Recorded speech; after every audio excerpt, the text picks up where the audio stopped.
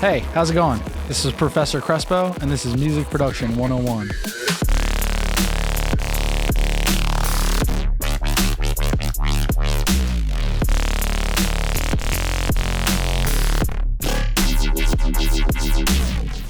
What's up, guys? Welcome to week 8. You made it, the final week. This week we're going to talk about everything mastering and polishing off your mixes. I'm going to show you guys how to set up a limiter, and we're going to talk a little bit about getting your song ready for distribution. So let's get right into it.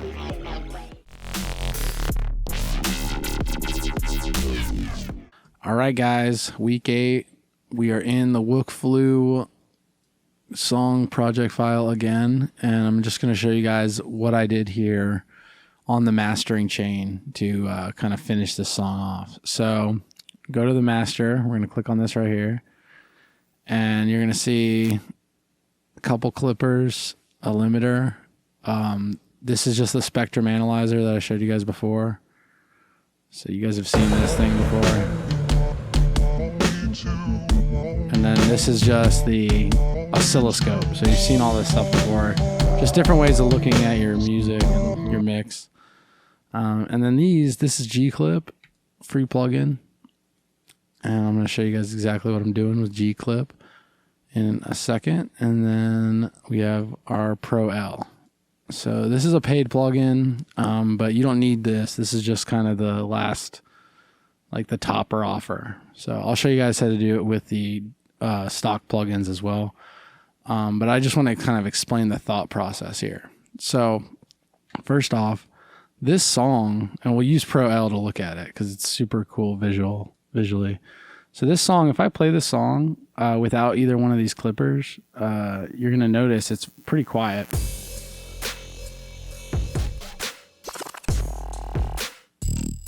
And the reason that it's quiet like that is because my buddy who did this song, he gain staged everything down to -12.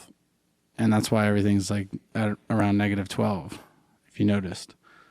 So, and the purpose of doing that is you do that so that you have headroom to work with.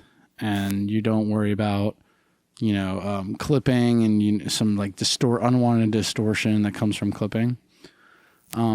But for this purposes here, we need to now make it louder now in the final stage, the mastering stage. So it's okay to do that. And it's great because, yeah, you do get extra headroom. But then at the end, you need to know basically how to make it louder. So the first thing we're doing with this first clipper is all it really is doing is just pushing 12 dB of volume into the mix. So right away, everything was at -12. Well, now everything's going to be not only, past -12. Now everything's going to be -12 dB louder. So some things are going to be, pretty loud, but then you have a clipper, and then you're just going to clip all that off. So essentially, you're kind of zeroing it out. So he sent it to me, everything down -12, and then I put this clipper on it and zeroes everything out. So now everything's back to essentially what it was before he gain staged it, or maybe he gain staged during production, but it doesn't matter. Now everything's back to normal with this clipper. Okay. So, and then, you're going to hear it. It's going to be a lot louder.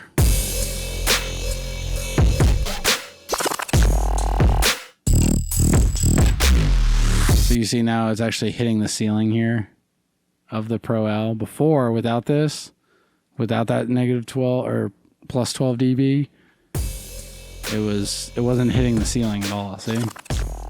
So that's all this is. This is just me adding volume to kind of compensate for what he did with his gain staging. Now the next clipper, let's open this up. Next clipper is doing the same thing, just adding another 12 dB or 2 dB now, this time 2.4. So again, just adding a little bit more volume. I felt like, okay, I can actually push this maybe a little bit more into the clipper before I start getting distortion. And basically the only reason to do something like this is if you just want your stuff to be really loud. And that's basically like all I was trying to do. With EDM, you'll notice like mixes are pretty loud when they come out. And this is a way to do it. You just clip it and you just use your ears. Obviously if you go too far, you'll hear it. It'll start sounding distorted and stuff. But I got away with 2 dB of gain without really noticing anything. So I'm going to play it now, and yeah, tell me if you notice the difference, other than it's louder.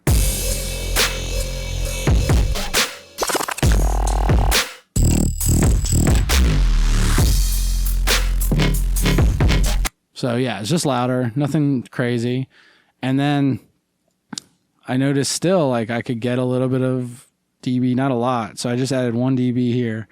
So all I'm doing here is I'm just adding gain in little stages.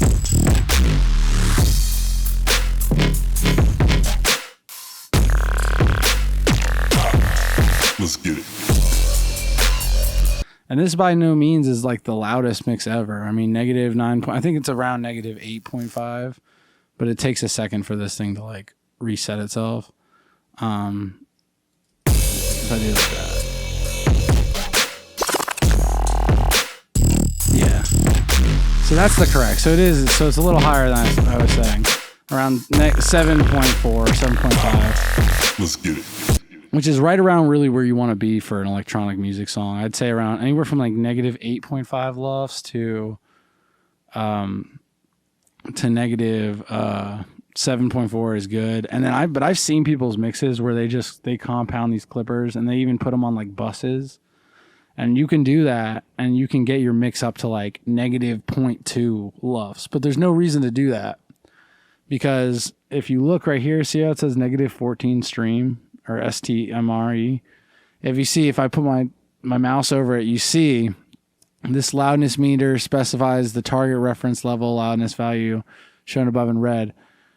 But essentially what all this little thing is indicating is this is what you're going to be brought down to anyway. As soon as you put your thing on Apple Music or Spotify, anything that has loudness correction, that's where it's going to correct to. So that's what I'm saying. There's no real point in making your stuff 0.2 LUFS, like super loud and just like smashing everything. There's no point in doing that. You could smash it a little bit like I did, and you can actually get really good results.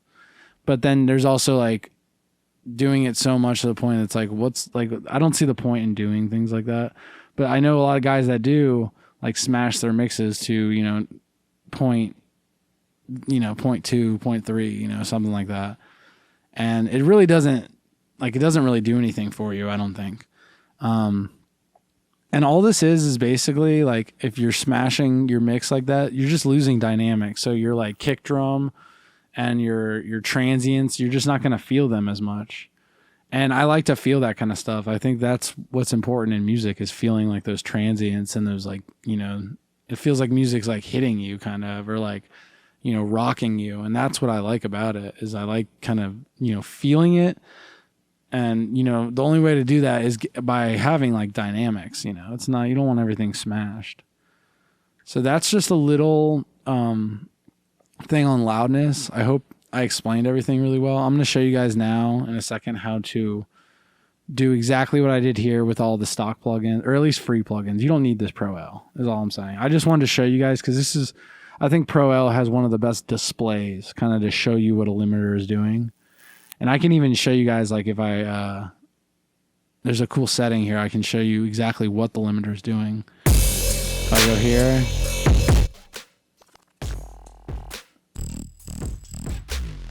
So this is what the limiter is taking away.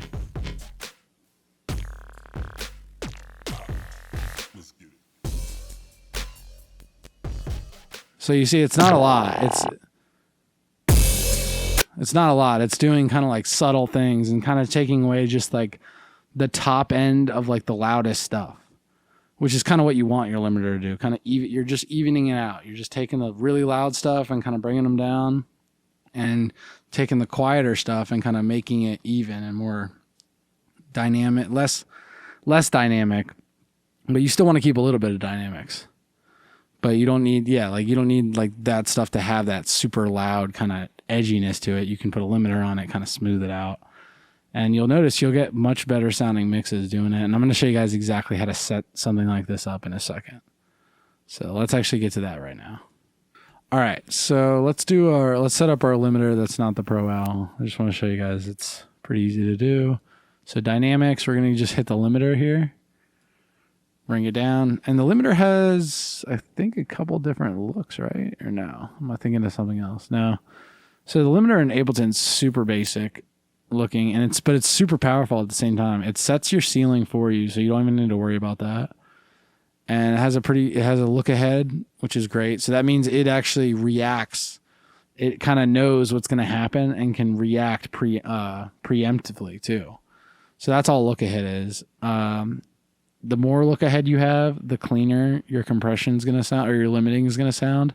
The less look ahead, the dirtier it's going to sound. So you might want that. You might want kind of like an edgier kind of limiting. You can just turn the look ahead down, or you can turn the release down. It's on auto release right now.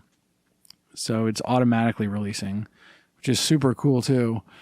I think the Ableton limiter, it's so simple, and the way you can just drop it in just like this, and it already has kind of like a really good setup. I love that about it. So we have the Pro L disabled, and we're just going to use this, and I'll show you guys how to set this.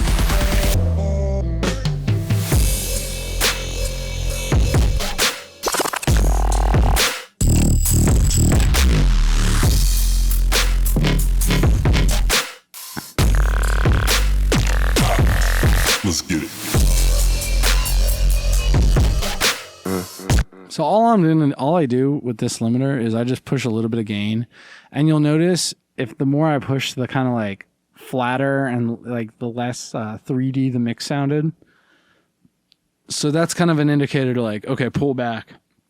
And I actually found like around 2.4 dB of gain sounded pretty decent. So that's a lot more than we were pushing with this. We were only pushing 1 dB of gain with the Pro L. So that's the thing. Like sometimes like having all that visual stuff, it'll like throw you off, and you can actually get more limiting than what you originally thought. But notice like how much it's working. So this bar right here is the gain reduction. So that's like how much it's taking out. And notice it's like barely flickering on the 0. It's like right above the 0. It never hits the 6. It's always like just kind of barely hitting.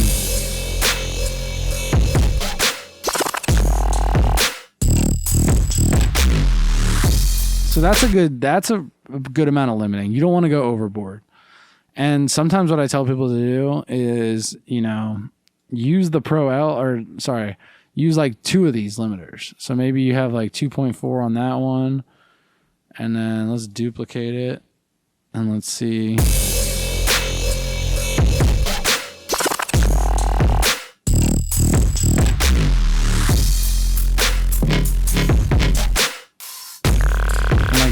And like 0.9 on this one. So now you're doing like serial limiting. And the important thing is, the reason to do this is so one of them isn't working super hard. One of them doesn't need to like really do a lot of work, and you're going to get way cleaner results if you do stuff like this. And you actually will like be able to make your song a lot louder than you think, than I even thought. See, I've already sent this song out, so like there's nothing I can really do about it now. But I just realized now I could have added like a little bit more gain than I already had. Just things to think about. And just this is a really easy way to do it too, is just keep adding limiters until it starts sounding kind of flat and not 3D, and you lose kind of the punch. Once you start losing the punch, that's a good time to like back off. And you notice I'm not doing a lot, 2 dB and less than a dB here of gain, and I'm getting great results.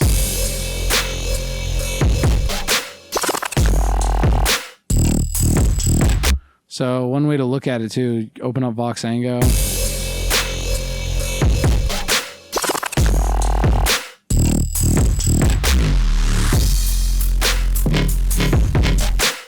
So notice how, I just kind of want to freeze this. Is there a way to do that? I don't know. Okay. Well, I don't know how to freeze this one, but you can see the low end and the high end of the song are kind of on the same. This 30, they're kind of right both at this -30. So that's kind of a good ceiling to have, kind of -30. Sometimes you can go up to -24 depending on like the style. Sometimes you can get a little fatter sub in there. But -30 is a good amount to have, and that's a good sounding master. We're going to open up some other songs in a bit, and I'm going to show you guys what their spectrum looks like. But this is a pretty good look. And you notice how there's a dip in this like 200 to 500 range. Like right here.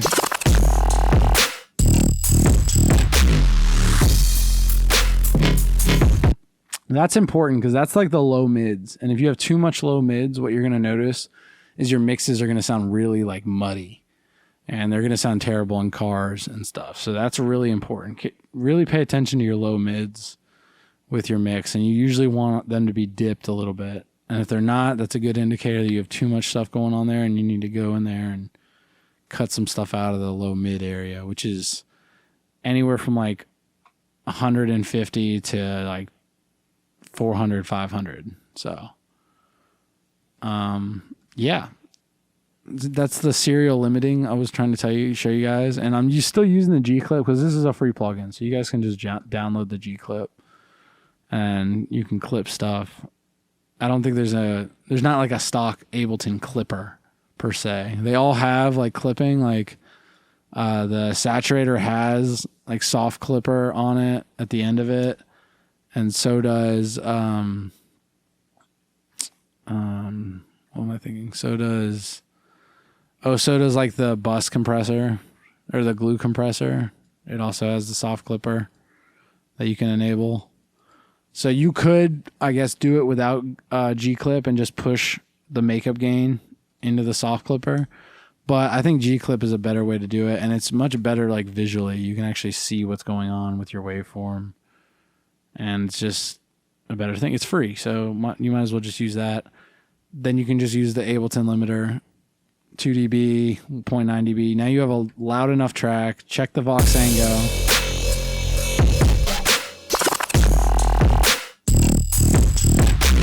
That little peak is like very annoying to me, but again, I already sent the song out and I guess I didn't check enough and I missed that. So I'm not perfect, but usually you don't want like really peaky stuff like that. Like, that's not good. That'll fuck some speakers up. But what is good is how my low end is around 30 and my high end is hitting around 30 and there's a dip right here. That's what's important. I'm going to show you guys examples in other people's music too. But that is what you really want to look for in your spectrum analyzer once you like get to this mastering stage. I would say don't worry about it too much during the mixing, like the production stage, but once you start mixing and mastering, really start paying attention to the mud, how much mud you have in your mix. And also that your sub is hitting and your high end is hitting. Both really important. Yeah, so that's how to mix with the Ableton limiter, how to master your song out and check with the Voxango. And then if you want to check on this oscilloscope, you can. I feel like the oscilloscope's more of a mix tool. Your stuff should be like looking good on the oscilloscope before you get to this stage. But definitely check the spectrum analyzer and then the limiter. And then use the limiters to get that extra beef. And if you need to use 2, use 2. If you need to use 3, use 3. Use as many as you need. Don't feel like I can only use 2 limiters because that's how many Professor Krspo used. No, use as many as you need. And then also like feel free to experiment maybe with a little bit of compression on your, the thing is I want to really stress is if you have a good sounding mix, don't destroy it in the master. Always like check back. Am I making it better? And also like you're making things louder. So that's another thing to really consider, like, am I making the thing better or is it just louder? So I always say to listen for the 3D-ness, listen for like the punch, make sure that's there. And if that's there and you added some loudness, that's all you really need to do. Mastering isn't like anything, super crazy. You can get really crazy into it and, get a bunch of really specialized gear to do it, which is what some guys do. But this is also, pretty effective. Just clipping stuff down, and then limiting. Just make sure, again, like your limiters aren't working too hard. If they're working too hard, maybe try to clip a little bit more. But always listen for the punch. Make sure you're preserving the punch. Make sure you're preserving the 3D-ness kind of sounding of your dynamics. You don't want to like flatten everything out and then have your song now sound like it's like 2D and boring. All right, guys. So I just wanted to show you guys again the example of how to like finish off your song with your mastering. So all you're doing with mastering, again, I just want to reiterate, is you're kind of taking your mix that may or may not have been gain staged. Like the example I showed you, my buddy, that he sent me that song, everything was gain staged down like negative 12 dB. So that's why I had to turn it up twice with the clippers. You might not need to do that much. It just depends. But it's just basically getting kind of the last like little bit of loudness and polish out of your song that you can. And then also I want you guys to check the spectro analyzer and make sure your frequency response is correct and it's hitting right. So I just want to show you guys now some examples in other people's songs of what their frequency response looks like and how it kind of is similar to the one that I just showed you. So first off, we got my buddy Hex and Nat James. Song's called Trigger. I'm going to skip ahead a little bit, but I'm just going to show you guys the spectrum analyzer of it. Glory, power in the hand of God is like my calling. Dedication to my only territory. Where the loyal lead us up and now we're soaring. Push a limit, well then it's a different story. Come and try us if you want. Bring the ammo, bring a ton. Say the word, I know it's done. My loyalty is everything, that's why we never run. See, we're stone cold, staring down the barrel of a gun. Take it, hold it, lock it, load it, cock it back, you best be ready, put me in the grave. We ride or die for this and we ain't shook by any killer. I'm the type that's in your face until you pull the trigger.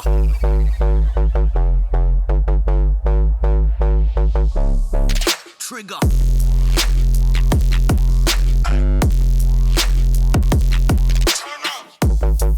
Yeah. So you guys remember how I was saying how sometimes you can get away with like the negative 24? So my buddy Hex, he's got this track that is really kind of sparse. So he's able to make his sub bass all the way up to negative 24. But what you're going to notice is the rest of the track, or the high end here, is probably going to be hitting around 30. Trigger. So even a little bit lower than 30. So he probably could have got a little bit more volume out of the high end if he wanted to. But also this is a very bass heavy track by him. For this and we ain't shook by any killer. I'm the type that's in your face until you pull the trigger. So another thing I want you guys to notice is this section here around 150 to 400. And notice how it's kind of scooped out. For this and we ain't shook by any killer. I'm the type that's in your face until you pull the trigger.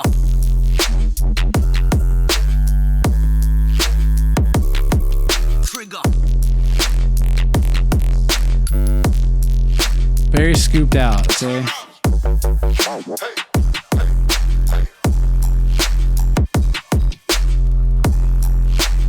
And this super heavy bass, and that's why it sounds so bassy and fat. Because his bass is hitting at like over negative 24. And this should show you guys there's no really rule of thumb to this, but definitely 24, like around negative 24 should be like your ceiling.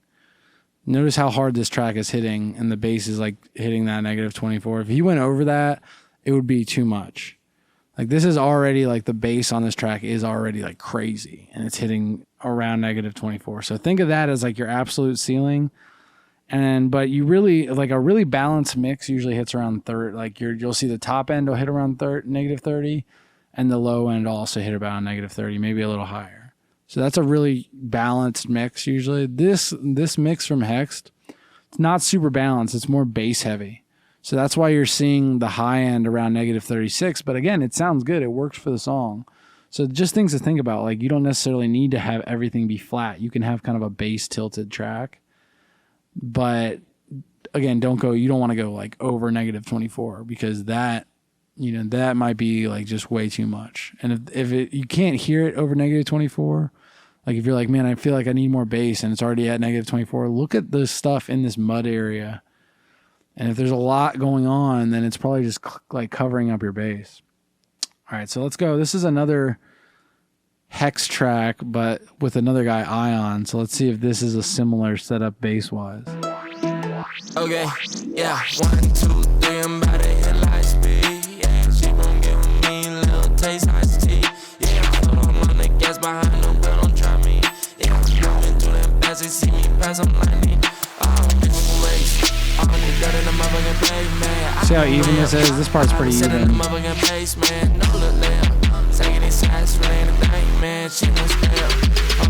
that mud region, very tame.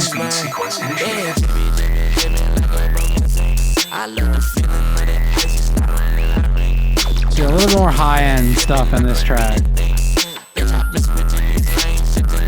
So notice how that track sounded a lot more balanced. Just because, yeah, there's a lot more high-end energy in this one than there was in the last one. But still, same artist, you notice he still likes to do that -24, like really heavy sub. So if you like sub bass stuff like I do, then maybe try that -24 thing with your sub. But the balance mix is always like if your lows are hitting at 30 and your highs are hitting at 30, you're gonna have a pretty balanced sounding mix. All right, so let's go to the next one. Different artists now, completely different artists. So these two are the same artists, and that's why the mixes were pretty similar. So let's maybe see if this one's a little different. Our boy Milano, Fresh Bake Remix.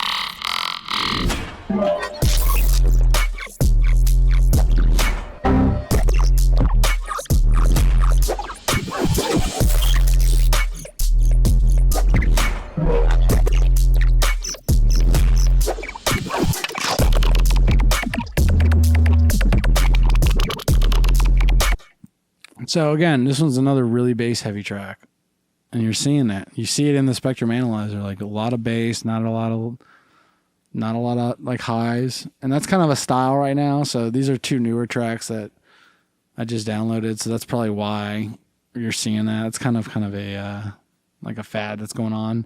Is these like not a whole lot of highs, but a lot of low kind of tracks. So let's go to our boy Thread. This is a house track, so let's see if he kind of follows the same Spectrum vibe. But again, you notice with this one, I don't mean to go back, but you notice with this one, you still saw like the very little mud region, big separation between the low end.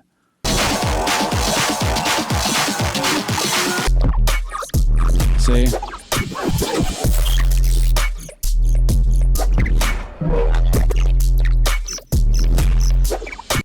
So very important. You want to scoop this area out, scoop it out. All right, so next up, we got our boy Thread.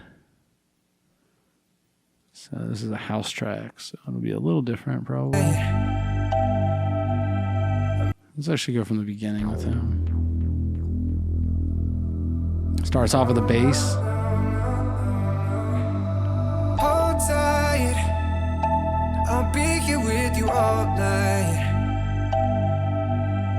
My mind, I'm getting lost in your eyes.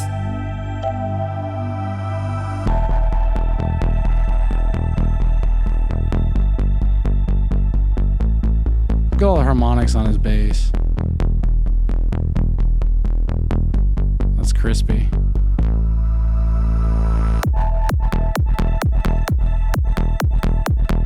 So this one is sitting at that kind of 30, -30 I was telling you guys about. And you see his pad is peaking right around -30 here.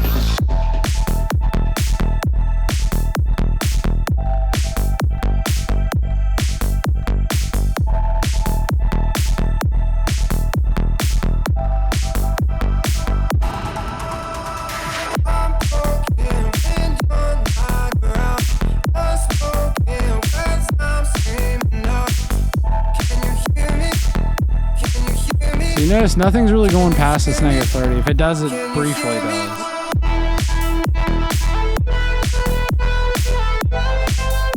This is like a very even mix. And then there's the scoop I was telling you guys about. Clear scoop. So you don't need a lot of stuff going on here. He just has the bass and the drums going on in this area.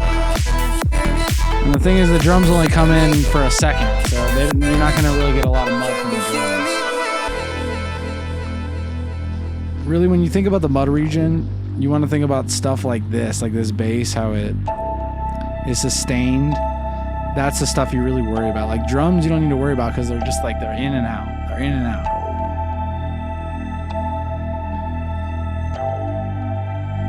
So I think this is a really good example of both like a really clean, even mix that at times went over the -30, but for the most part kind of stayed in the box. I'll be here with you all night. So don't get too like obsessed with the numbers, but you want to keep it around this -24, -30 range. If I kind of can stress anything, don't be like up here with everything. That's a good sign to turn stuff down. Okay, so that was just, I just want to show you guys some examples in other people's music, how the spectrum analyzer kind of looks the same. But anyway, so this is the original lesson project that we started together.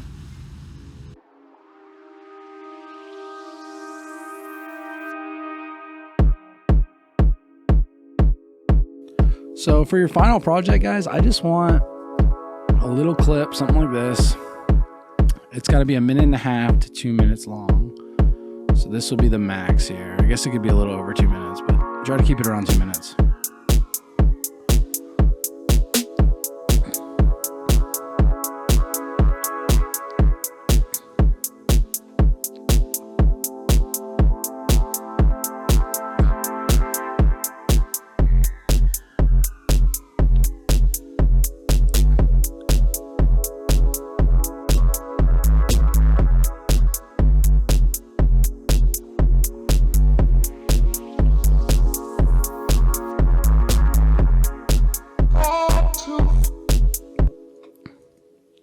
Obviously, we need to work on this one a little bit, but you guys, it should be good because you've had a lot of time to work on this.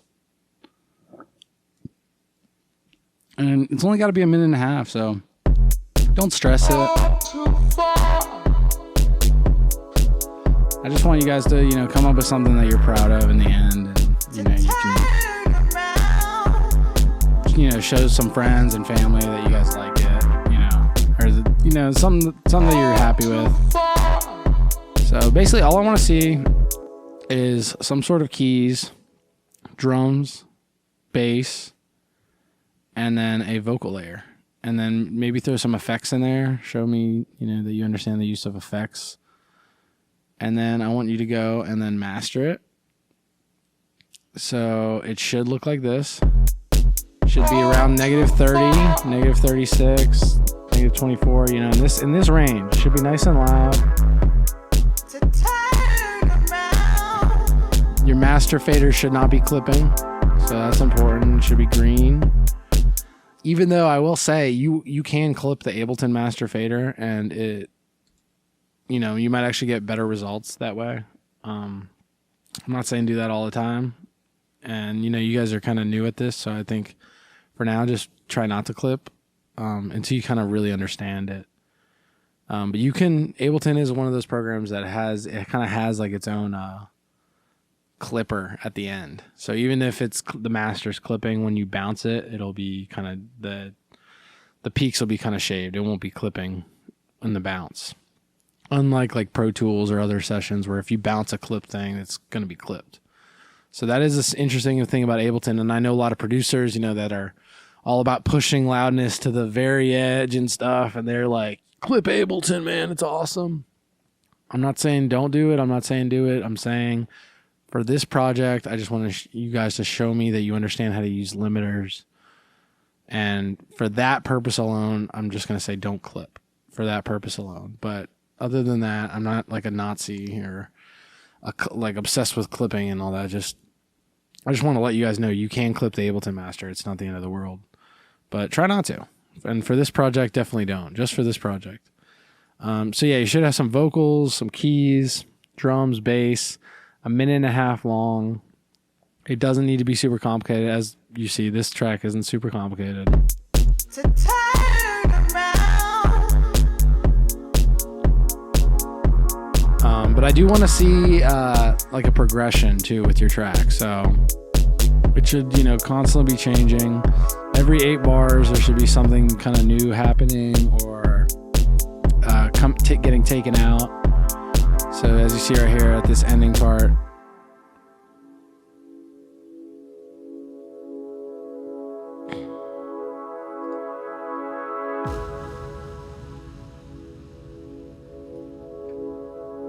actually, I think it would sound better if this wasn't even there.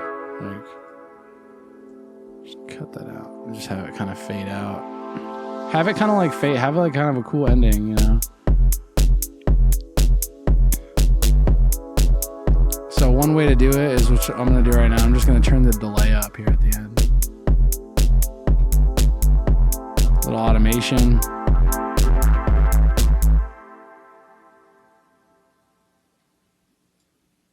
So boom. We could actually probably turn this down a little bit too. So notice how I just select all the automation, turn it down.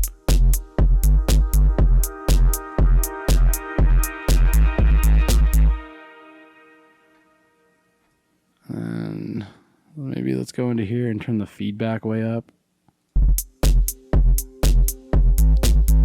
It's just a kind of a cool way you can end a track.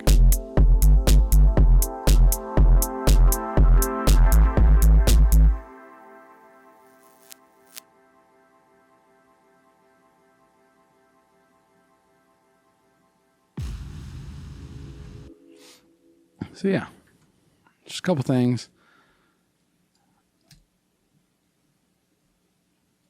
Your song should have an intro, like a clear section where you have all your stuff happening. So your drums, your bass, your vocals, all that should be happening at one point. And then I would like to have a clear ending too. So intro, outro, and then something in the middle. You don't have to make like a drop or anything. Like, I know we were working on that a little bit, but that is, I know a lot of you guys aren't necessarily here for that. So, all right. So I want to show you guys a little something too here, a little kind of bonus here at the end. This is a really cool plugin called Scalar. Again, this isn't free, but maybe this is a way that you guys could kind of get an idea of how I create chord progressions. And because I think it's kind of cool how I like to do it. So yeah, let's start with just a basic F minor kind of thing here. So what would it be? C, a little F minor, and maybe even throw another.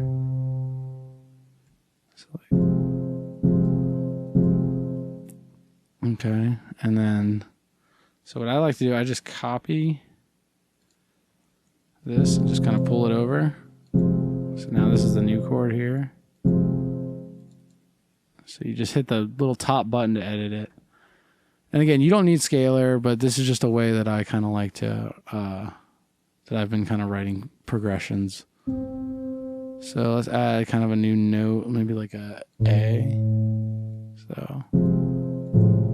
No, not that. Let's go. Let's maybe go B.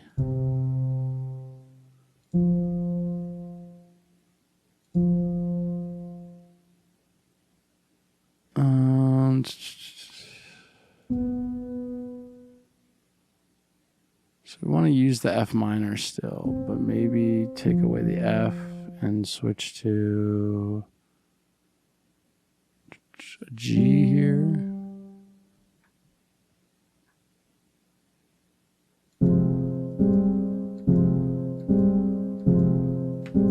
Cool. So this is it's just a one way to do this. Obviously,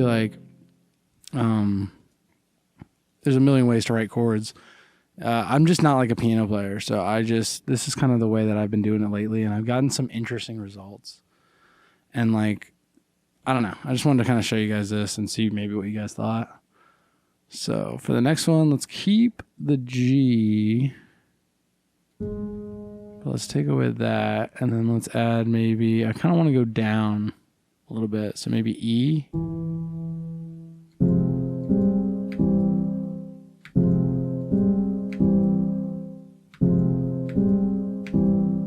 Cool. And then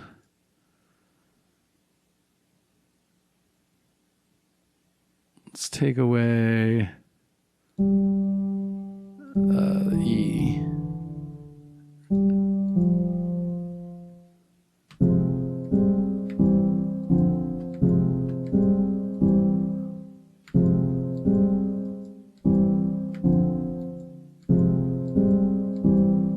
I don't know.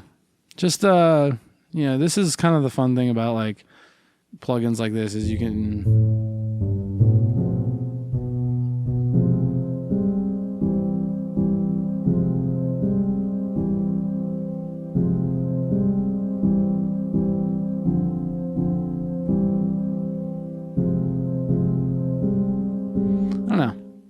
just different ideas. This is just kind of a cool way if you're like struggling to come up with chords, maybe this could help you out.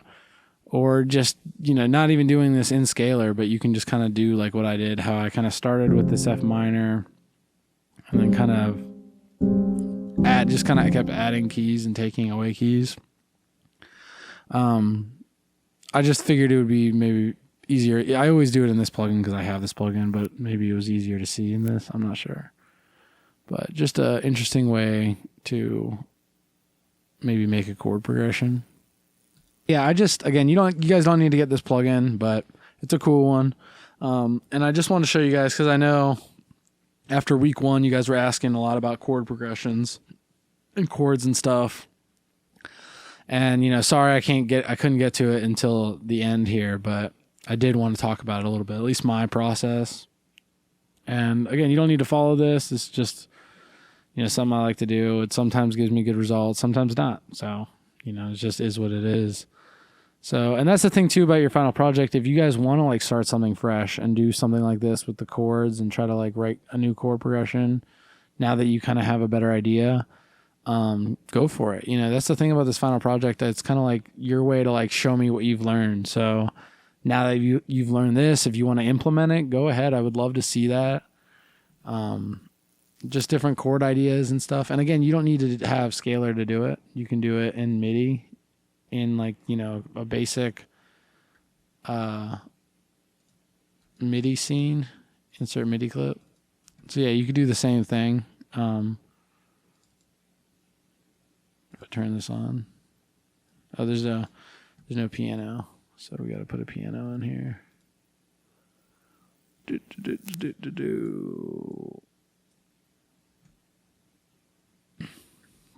So yeah, we got the E piano, and then yeah, you can just do the same exact thing.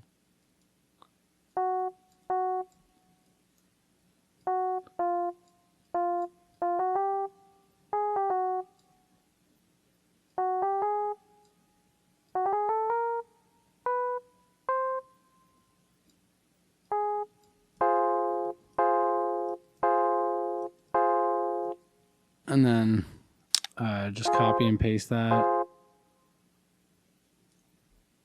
And, just move one of the things like I did.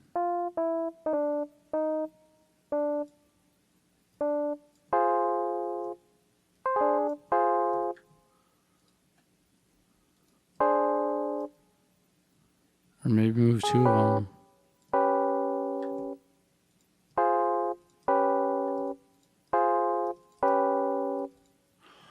So it just takes time, you got to kind of go through. Obviously, the easiest way to do chords is if you know the chords, but then that takes learning all the chords and stuff. So,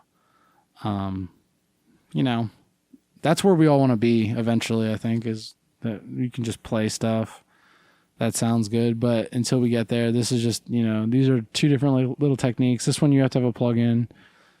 This one you don't. it's basically the same technique. It's just I think it's a little easier when you have the visual. And plus, it's always really cool when you make a chord and then like Scalar tells you what it is. You're like, oh yeah, it's a F minor to G sharp, A flat major 7. You know, it just sounds cool. So that's always nice. But it's not about sounding cool. It's about sounding cool, how your music sounds. So, and then one more thing I think you guys had asked about, I don't want to kind of knock out here, is vocal chains. So yeah, I just wanted to show you guys here in Pro Tools, because this is, you know, when I record vocals, I almost always do it in Pro Tools, but you can do it in Ableton. I'll show you guys how to do it after that, after this. But the main thing I want to show you guys is just the chain here. So EQ, cleaning up the low end a little bit, cutting out, you know, nothing crazy, 12 dB per octave. So there's definitely some low end after that, but not a lot. And then we go in, we compress again, we DS, and then these are just kind of like shaping vocals or shaping EQ. So I'm boosting a little high end, a little bit of lows, kind of near where I cut in here. So I'm boosting it back, but around the frequency, not where I cut, like around it. So basically something like this. So, but I'm doing that right here, little boost around 100. And then I'm also boosting a little bit more, like 4 dB around 5. So that's a little bit more of a heavier boost around 4 dB. And then this is just shaping. So I'm taking a little bit of the low, everything under 220, I'm taking that. And then I'm bumping everything above 10K up a little bit. So again, just a little bit of shaping. And then at the end, just limiting. And you see it just kind of cuts off the top. You're not going to be able to hear this because it's on Pro Tools, but you'll just see visually it's just kind of chopping the top of the vocal off. Just anything that's like too high. But you can't hear this because it's on Pro Tools. We can't really get it to route right now. It's being difficult. But I'll show you. This is what the vocal sounds like. I have it in an Ableton file. So this is just the vocal, no beat or anything. Just so you guys kind of get an idea of what I'm talking about. Shoot my shot, I'll never miss. Cameras on, it's gonna be a flick. Took him down, Roger, it's a hit. God bless me with this ninja shit. Heavyweight champion, this bitch. I can't lose, they ain't got nothing on me. Shoot my shot and I slide on your homie. Ninja pussy, he jabroni. Soon as I reach, man, I knew it was phony. So you can kind of clear it. You can hear like he's a pretty low voice dude. That's why I kind of had to boost the top end so much. But yeah, so that's just kind of for you guys to get an idea. The vocal chain, super effective. And I'm going to show you guys kind of how to do it in Pro Tools, or not Pro Tools, in Ableton now with the stock plugins, because I know all those plugins I use are paid. So here's how to do it in Ableton with the stock stuff. All right, so I'm going to show you guys how to do that vocal chain like I was talking about. And first I need to record some vocals. So let's do that real quick. Oh yeah, I'm recording vocals. Oh yeah, this is really fun. Oh yeah, I'm recording vocals. It's great. All right, so there's my vocal performance. Oh yeah, I'm recording vocals. Oh yeah, this is really fun. Oh yeah, I'm recording vocals. Cool. So that sounds amazing. So the first thing we're going to do is cut the low end like I normally do. So I usually do like a ×4. This is like a high pass filter, or 24 dB per octave.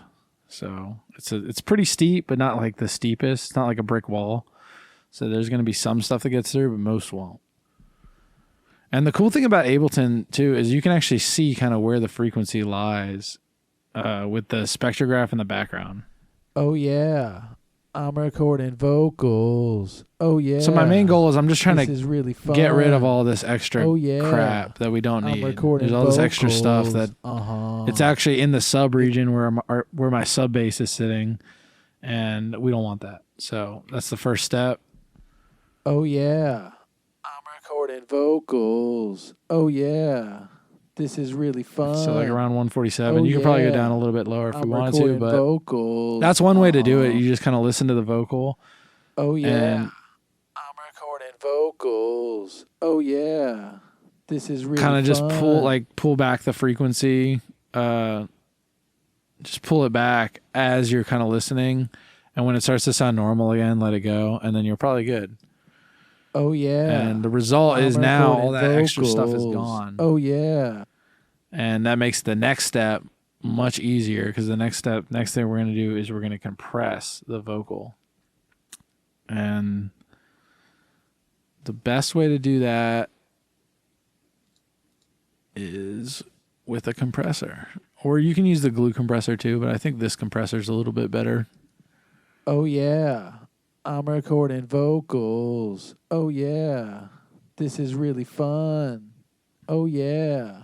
I'm recording vocals. Uh-huh. And this compressor is cool because it's got the automatic makeup gain and the automatic release. So I'm taking a lot of volume from this. So the automatic makeup gain is just going to make the quieter parts louder. Oh yeah. I'm recording vocals. Oh yeah. So now we can either turn it down here or we can put a utility on it to turn it down. So maybe let's do the utility one. And that way it's kind of more proper gain staging. So we'll group it with the Control G. And we'll turn this down. Oh yeah.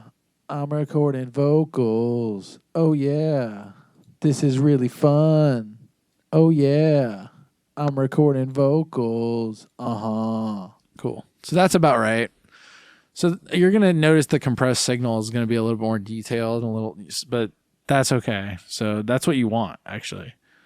So, but that's about the same. You notice when I turn this off. Oh yeah. I'm recording vocals. Oh yeah. This is really fun. It's not like that big of a difference. So that's one way to check. But I want to show you guys real quick. I'll just take a little bit of a detour and kind of show you guys in detail kind of what the compression's doing. Because I've noticed that's kind of something that you guys have been asking me a lot. So actually we can just go into the master. Grab this oscilloscope. Okay. So let's check it out. This is the signal without compression. Oh yeah. I'm recording vocals. This is without compression, right? Oh yeah. I'm recording vocals. Oh yeah. This is really fun. Okay. So there's some differences. This isn't the most dynamic vocal take in the world. Oh yeah. I'm recording And what I mean by that is like vocals. everything's Oh, pretty yeah. much around the This same. is really fun. Oh yeah. I'm recording vocals. But you'll notice there's little quieter parts. There's some parts that It's get great. louder. This part's quieter. Oh yeah. I'm recording vocals. Oh yeah. So you can obviously see there's some like inconsistency in the size of these waveforms. Oh yeah. I'm recording vocals. And that's because the human voice is very dynamic. Not everything you say is at the exact same volume. So you're going to notice stuff like that. When you play a synth, there's more of a chance that everything's going to be at the same volume. But when you're, singing or you have an actual instrument, that's when you're going to need to use compression more. Because you're going to have like volume fluctuations and it just helps smooth things out. Oh yeah. It makes things sound better. So oh yeah. that's what it sounds I'm like recording vocals. without the Oh, compression. yeah. And we'll do it with the compression. We'll just see how different the waveform looks. Oh yeah. I'm recording vocals. Oh yeah. This is really fun. Oh yeah. I'm recording vocals. Uh-huh. So you see there's much more consistent. It's not unnaturally consistent. The stuff that's quieter is still a little bit quieter, but it's still like overall I think it's a lot more consistent looking to me. And it looks a lot more full. Like a lot of these vocal parts that were kind of like more straggly, like maybe they had a good initial volume and then kind of like trailed off. They look a lot more full to me now. Okay, and that's the compressor's release. Oh yeah. I'm recording vocals. Oh yeah. This is really fun.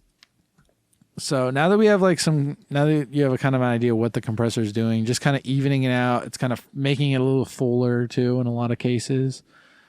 We can go to kind of the next step, which is I always like to kind of DS my vocals. I think it's important. You don't want to overdo it because it'll make whoever's singing sound like they have a lisp. But oh yeah, I'm recording vocals. Oh yeah, this is really fun. Oh yeah, I'm recording vocals. so there's a de-esser preset in the compressor. You just hit the little arrow and then go to de-esser. And these are actually all really good. So I definitely recommend using these presets, but use them for what they say. And then, then if you kind of get familiar with what it does, then try to kind of use it for other things. But definitely don't just throw random stuff on there, But if you want like a brick wall compressor on like maybe a bass or like on like a mix bus or something, then, try using the brick wall on, or, whatever. But these are all really useful. The ESSER one especially. So yeah. Oh yeah. Now that we have it I'm DS, recording vocal. we have the vocal DS. We got it compressed. Now is maybe when I kind of start looking to do some more, like maybe some additive EQ. And I like to use like vintage EQ plugins, but if you don't have that, you can still do it with like the EQ8. And oh yeah, I'm recording just some vocal. things to kind of remember, like you don't want to go overboard with this stuff. Like you can really kind of ruin a sound by going overboard, but sometimes it's fun to like kind of see what it sounds like with like a little bit more I'm 3K. recording vocals. Oh yeah, this is really fun. Oh yeah, I'm recording vocals. So yeah, I like a little bit of that. And you can just kind of go down and try, just try boosting each one. If it sounds good, it sounds good. If it sounds bad, don't do it. If it sounds bad, maybe even go back to the first EQ and do a little cuts. Or do the cuts here. It really doesn't matter. But, just experiment. You never know. Oh yeah, I'm recording vocals. Oh yeah, this is really fun. Oh yeah, I'm recording vocals. So another cool thing you can do with vocals that sometimes sounds good is saturation too. Throw a little bit of saturation on there. Oh yeah, I'm recording vocals. Oh yeah, this is really fun. Oh yeah, I'm recording vocals. And oh yeah, I'm recording vocals. Oh yeah, this is really fun. Oh yeah, I'm recording vocals. Oh yeah, I'm recording vocals. Oh yeah, this is really fun.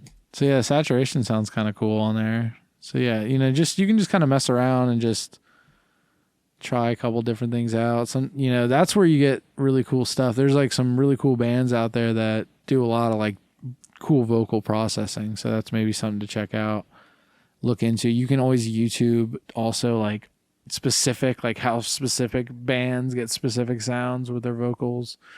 And you may or may not find a video that shows you the right way to do it. But, yeah, this is basically the basic though combination. You want to cut the lows, then probably compress your vocal a little bit, then de-ess it. And then from there, your vocal's now kind of like cleaned up. The goal of all this early stuff is to clean it up. And then once it's cleaned up, you can kind of go nuts and maybe even like put like a chorus on it or something. Just be weird about it, Oh yeah, I'm recording vocals. Oh yeah, this is really fun.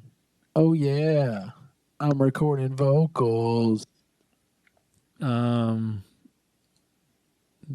could double it. Doubling is a good way to get kind of like a stereo kind of effect. Oh yeah, I'm recording vocals. Oh yeah, this is really fun. You can like shift it. You can do all kinds of stuff with vocals, and Make it sound crazy. Oh yeah. I'm recording vocals. Oh yeah, this is really fun. Oh yeah, I'm recording vocals. So once you kind of get it like sounding the way you want, then you can throw a little bit of reverb on there. Oh yeah, I'm recording vocals. Oh yeah, this is really fun. Oh yeah, I'm recording vocals. It's great. And then maybe even some delay on certain Oh parts. yeah, I'm recording vocals. Oh yeah, this is really fun. Oh yeah, I'm recording vocals.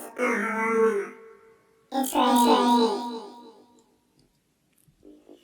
Oh yeah, I'm recording vocals. Oh yeah, this is really fun. Oh yeah, I'm recording vocals. It's great. But I mean, you get the idea.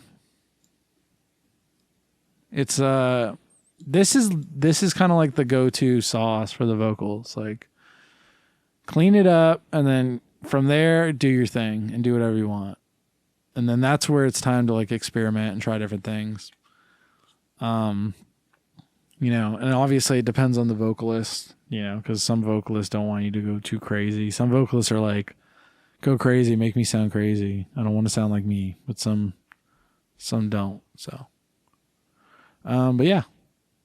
So I wanted to show you guys another example because I know I showed you kind of the first example, which is like if you're not going to do a drop for your project. If you are going to do a drop, I'm going to just show you kind of what I did basically. Like if this was my project. So start up. So notice we have our start, little intro section.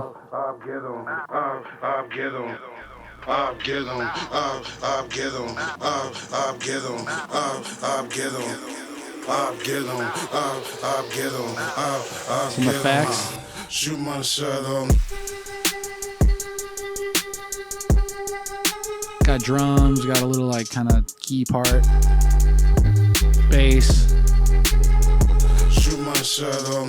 vocals. Get on.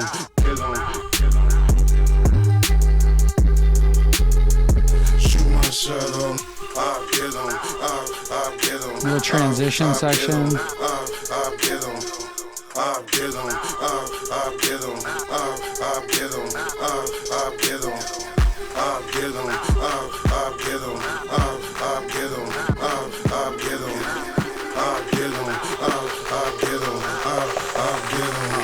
Shoot my shot on.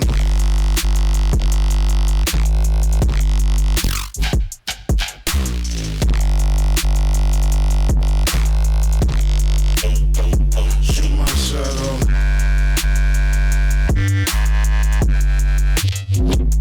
Get on.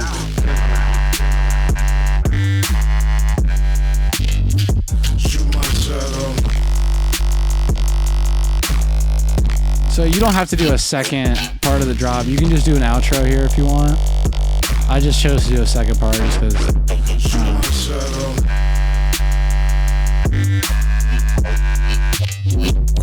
Get on.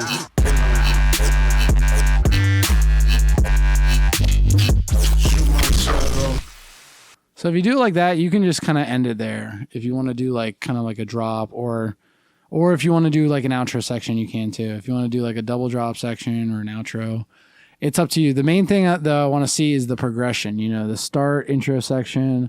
I want to see when the drums come in. I want to see them like, you know, some sort of key element or synth element, and then some bass, some effects, you know what I'm saying? Some vocals. I want to see all of that. So that's really what I'm interested in. And then obviously in the drop section, make sure you're doing the call and response stuff that we were talking about. If this is something you want to do, obviously this I don't know if this might be the more difficult version of the project. Like if you just want to do like kind of the house, kind of style one, or like something like that, where it's just a progression and you have your start, your middle, your your start, your intro, your middle, then your end, and your outro. You could do that, but I just wanted to give you guys different options. There's a lot of different ways, but this was kind of like when I kind of started working on this around a couple weeks ago. So, just kind of an idea of like, this could be like what one of your projects looks like, something similar to this, or you could do, the more progression oriented one. It's up to you. I just want to give you guys that freedom. So, other than that, I think you guys have a pretty good idea of like what I'm expecting for this, this final project. I didn't see it even on this. I haven't done any, mastering on this. So that wouldn't be good. So what do we need to do, guys? We need to go in and get our limiter. Slap that on there, and let's just kind of pick the loudest part of the song. So the drop's obviously the loudest part, so we'll go from there.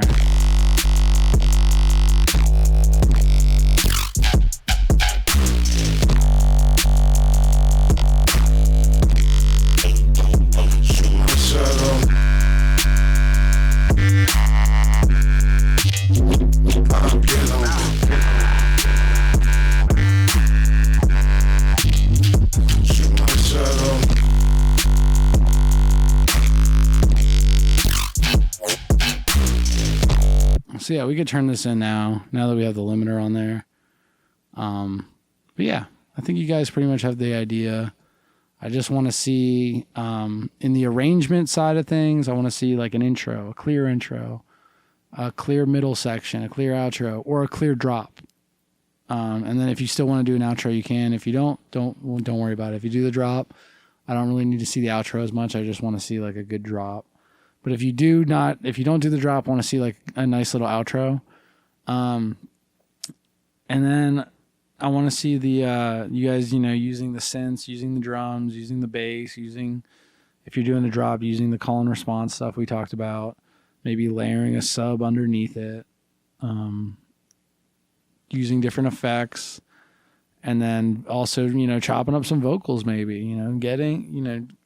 do your best on this. I want to see all the stuff you've learned. I want to, even if it's not perfect, I'd rather you see you guys trying, to chop some vocals or trying to like do a drop. And if it's not perfect, at least you guys like tried,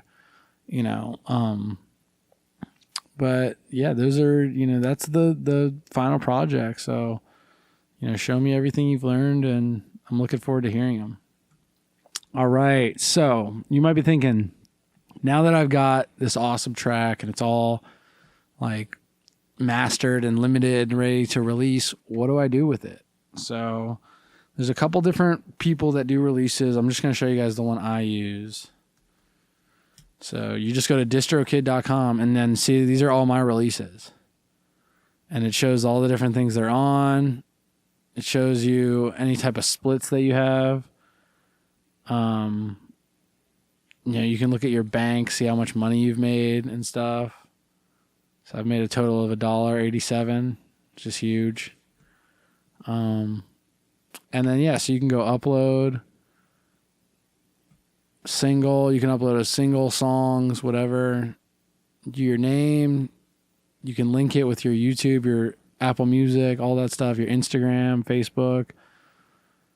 You got to upload an image, you upload your song, you answer a few questions, and then you're done. It's super easy. There's another one that I've used before in the past called 1RPM. Okay, I don't know why it took me to a Google or a Wikipedia. Is it not around anymore? Yeah. So there's these guys. So these guys, you log in and they distribute your song. And then basically they just get a cut. So it's all free. DistroKid, I think, costs like $20 a month or $20 a year or something. But this one is free. They just take a percentage. So just different things to think about. Another cool site is loudnesspenalty.com. So you can actually upload your track in here, and then it'll show you how it's going to sound on YouTube, Spotify, Apple Music, and stuff. So if you might want to check that. upload your track on here before you submit it. Just make sure everything's good. Check in the car, check all that stuff before you submit it. But yeah, once you just submit it to DistroKid, they kind of do the rest of the work, and then they keep track of your royalties and stuff. So it kind of helps. It's, you know, it's kind of nice to have that. And it's pretty cheap, like $20 a month. So that's the way to do it. And then also, SoundCloud is great. You know, you can make some royalties off SoundCloud. I've actually made more off of SoundCloud than I have off of all the other ones. So SoundCloud is definitely worth checking out too. And it's free to upload stuff. So, and yeah, so you get paid monthly, all that stuff. It's super awesome. So yeah, set all that stuff up, you know, and get yourself going. And yeah, hopefully that helps you guys. All right, guys, so that's it. You made it till the end. You've watched all the videos. You've completed all the assignments, hopefully. And yeah, you made it. So congrats to you. And thank you so much. We really appreciate, you know, you doing this and going on this journey with us and choosing us. You know, we know there's a lot of different people out there that offer, you know, production classes. So for you to, you know, choose to make it this far with us, and, you know, that means a lot. So thank you. And I hope you enjoyed it, and I hope you learned a ton. So until next time, Professor Krspo signing off.